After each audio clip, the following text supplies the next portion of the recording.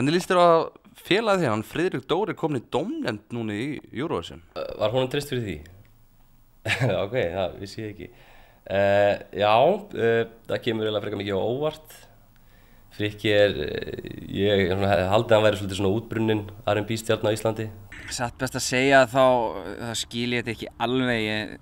Ég þekki Benna nú ágætlega og sko það verður seint sagt að hann sé tungumálamaður. Hann er valla talandi á öðrum tungumálum. Hann búinn að vera að bæta á sig og það vesen. Og hann hættir ekki að éta þessa dagana.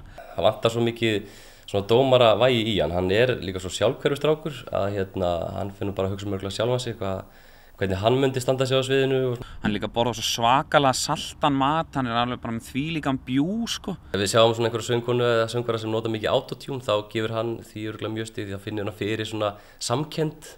Þannig að já, þetta verður eitthvað svoleiðis. Stressi mun ekki hjálpa í þeim efnum, hann mun svitna mikið og húðin mun glansa mjög mikið og ef Azerbaijan til dæmis hringir og vill fá hann til að gera eitthvað og borga hann pening fyrir það þá ekki hægt að treysta á Frikka sko því að hann tekur við öllu svona. Sko ég hef miklar áhyggjur af frönskunni hjá honum. Hann mun taka við öllum greiðslum og öllum múturgreiðslum, það bara þannig.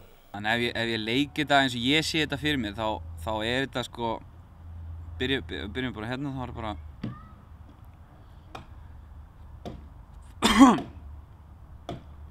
Hello Europe.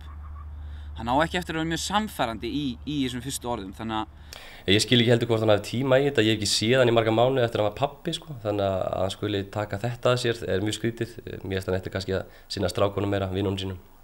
Svo í framhaldi af Hello Europe þá á hann eftir að taka þetta típiska Reykjavík calling og ég hef aldrei alveg skilið það, akkur Íslendingar alltaf að nefna sko Reykjavík annars vegar og svo calling í Danmörku hins vegar.